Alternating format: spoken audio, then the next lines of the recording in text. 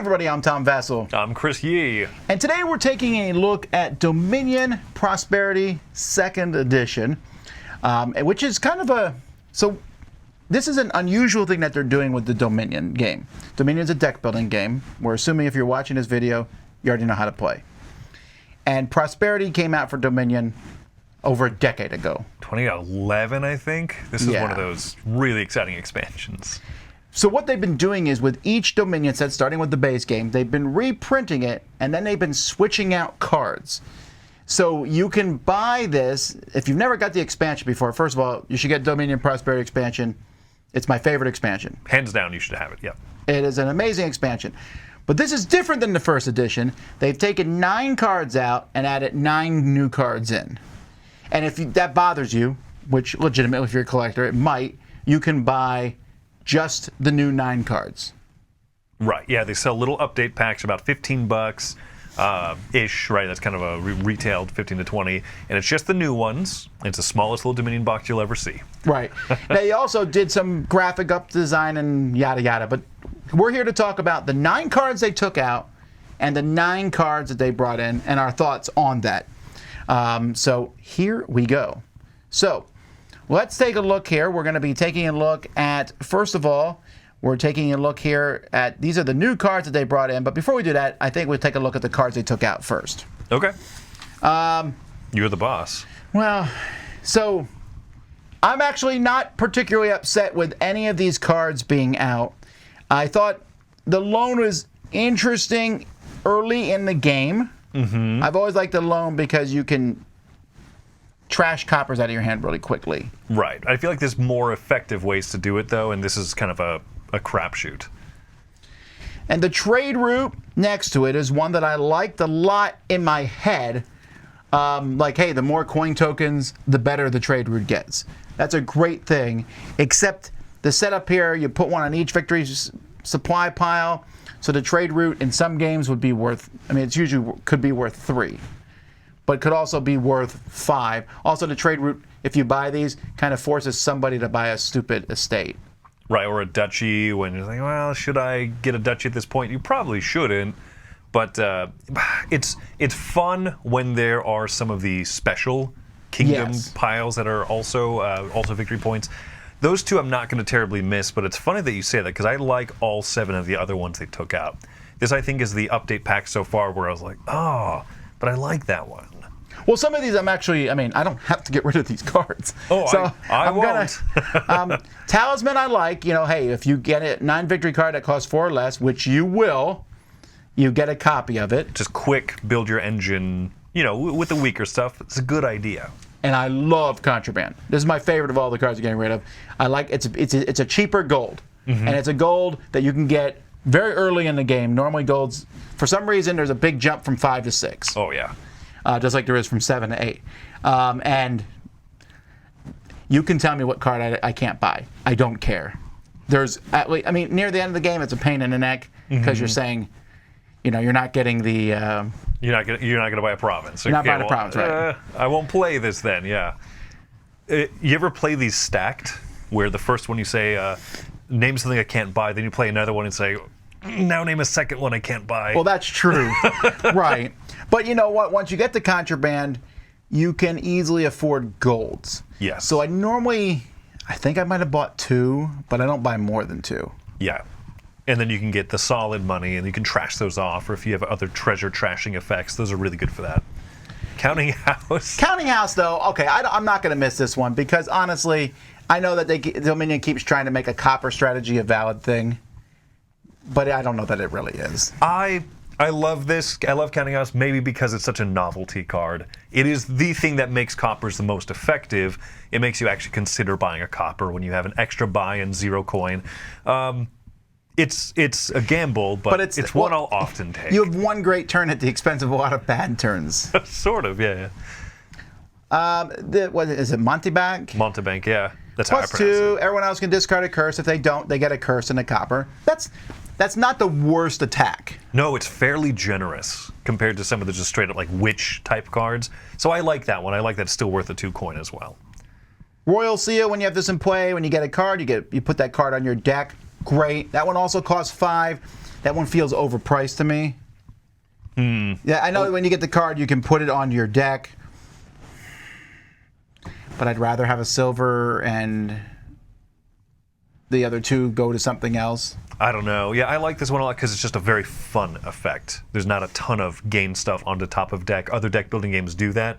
There's not a lot of it in Dominion, so I don't know. That's a solid one. Once again, we're talking about the cards that are not in the second edition. Right, these are cards I got rid of. And Venture, you get rid of cards. I like Venture fine. If you're looking for a big, if nothing else, you get one more coin when you play a Venture. It's neat, yeah. It is 5 though, and I don't like goons, but I'm not a big fan of attack cards. I like that it's one of the ways to get the victory point tokens, though, the metal tokens. So if you're going to have an attack, might as well make an attack that also really benefits the user, I think. So I don't know. I still enjoy it. It's a 6-cost one. You won't get hammered with it, but I like the effects of it a lot.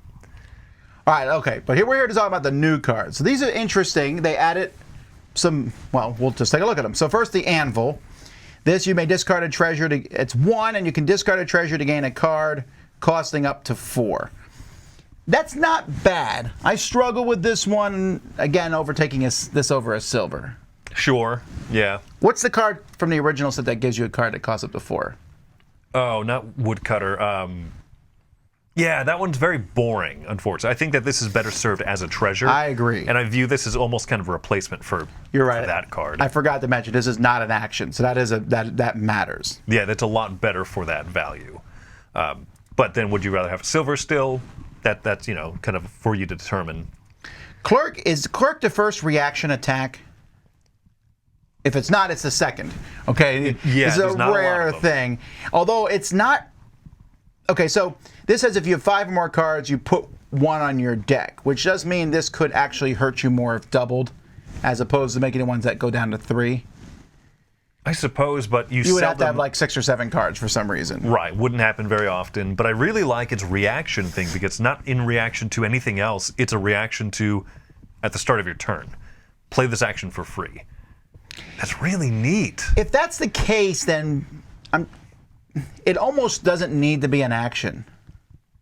I think it's an action so you can double it and stuff. But why isn't it just a treasure then? That's 2. If you can play it at the start of your turn.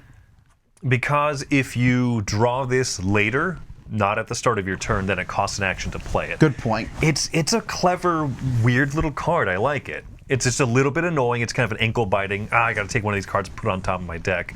Sometimes it's worse than discarding, but other times you can know that you're going to draw into it, so it's okay. It doesn't bother me too much. And so that's the good kind of attack for me in Dominion. The next card, Investment's a card that a lot of people will be their favorite card in the set, just because people like coloring their decks. This straight up trashes a card from your hand and then gives you the or thing, which is another money, or you can trash this card to get a point for each differently named treasure there, which could easily be 3 points. And then you get rid of this card. So you use this card twice to trash 2 or 3 times, trash some cards from your deck, then you discard this for a minimum of a point. Yeah, I like that. Yeah, I like that a lot. Way to cull a deck, and then itself. Sacrificial. Tierra. This is another one where if you buy a card, you put it on your deck, so it kind of replaces the other one. They replace the Royal Seal for sure. I don't care about that nonsense. You play a treasure card twice. That's awesome. Who cares about anything else? Especially because Bank is in this Prosperity set. And so the Bank counts as 1 treasure for every previous treasure you played. Playing that twice, oh my goodness, yeah.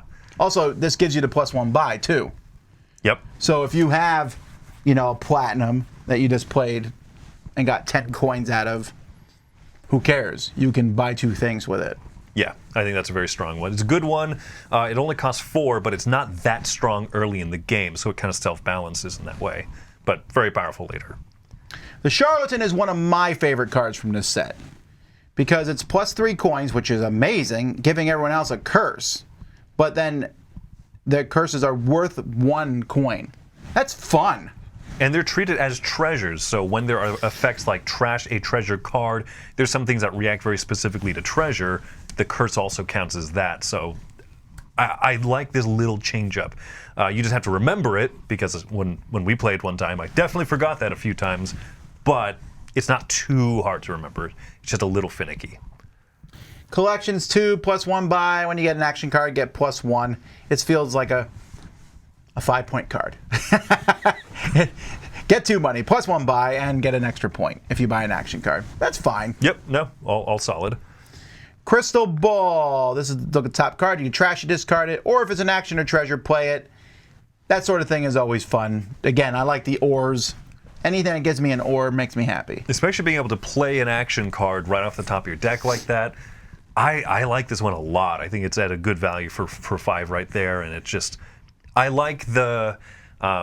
it's less chaotic than Wishing Well. Name a card, if the top one is it, play it. You know, it's a little more reliable than that. Easy way to trash cards and stuff. I like this one a lot, Tom. It's also not an action. Same, yeah, same thing. All right, then Magnet, reveal your hand, plus 1 card for each treasure in it. So again, it's somewhere between plus 2 and plus 4 or 5. Right. You get a lot of cards. And then War Chest, the player to your left names a card. This is similar to the other card that was got rid of. Yeah, you get a card that costs up to 5 that has been named for War Chest this turn, which means if you play multiple of these, which I've done, then you're not going to get to be able to take the same card because they'll probably say you're not getting another one of those. But again, a card up to 5, you would say Estate maybe, or you'll say War Chest itself or whatever. Mm-hmm. Don't care. Tell me the card I can't get, I'll take the other. Right.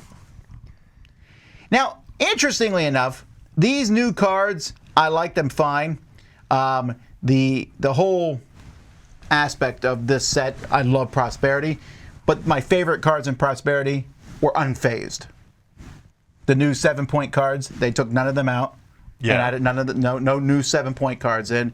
There's cards that really give you lots of money. They didn't touch them. Because again, everyone loves those cards. Oh, yeah. So if you have the first edition of Prosperity, I like this, but I don't feel like you have to run out and buy the upgrade pack. I think Prosperity's fine. It's a lot of treasures in the new set here, which I'm okay with, but also if someone were to buy their first expansion and it be Prosperity, second edition, you know, to the base game, it's almost a little bit too treasure heavy for my taste. That being said, I think that this is still a phenomenal expansion. Sure, and I think that you should try to balance that. I mean, you can play a treasure-heavy game, but it's going to feel very different. Yeah, we know this, and I've done it more than once. Because it's tempting to do. You're like, let's try all treasures. It's a fast game, but also doesn't feel faster. No, but some of these are clever things where they're treasure mixed with action almost, so to speak. So, no, I like this one a lot. Yeah, I think, I want to be clear that the whole thing, if you've never bought Prosperity before, I give this expansion a 10. Okay, it's amazing. These new upgraded cards, like 8.5 for me. That's where my rating on that would be because, again, the best cards were not touched at all in Prosperity for me. Okay. I think overall I would give this one maybe like a 9. It's still one of the best first expansions you should buy, I think, just knowing that it's a little bit treasure heavy this time. But get the update pack if you already have it. I think it's worth kind of getting these fun, neat little new cards. Well, there you go. That's the second edition of Dominion Prosperity. I'm Tom Vassell. I'm Chris Yee. Have fun collecting money.